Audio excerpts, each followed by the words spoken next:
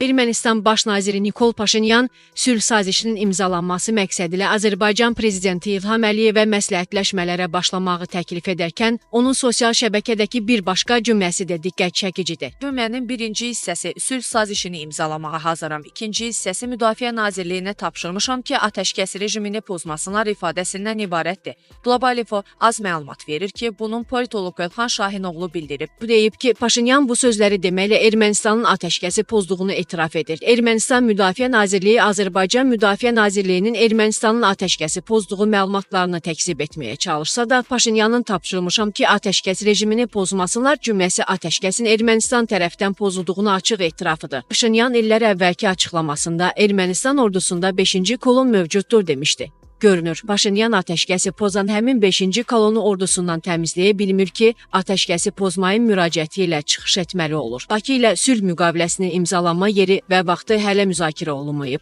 Bu sözləri Ermənistan Təhlükəsizlik Şurasının katibi Armen Qriqoryan jurnalistlərin Ermənistan hakimiyyətinin niyə sənədin mətnini dərc etməməsi ilə bağlı sualına cavab verərkən bildirib. Onun sözlərinə görə ictimai müzakirələr vaxtı cəmiyyət artıq müqavilənin məzmunu ilə bağlı ətraflı məlumat alıb. Mən başa düşürəm ki, sadəcə ictimai maraq var. Ancaq hələlik vaxt və məkanla bağlı razılığın olmadığını nəzərə alsaq işimizi davam etdiririk. Bu baş verəndə mətn ictimaiyyətə açıqlanacaq. O deyib ki, bu vəziyyətə diplomatik yanaşmadı. Qriqoryan əlavə edib ki, Ermənistan imzalama üçün konkret yerlər təklif etməyib.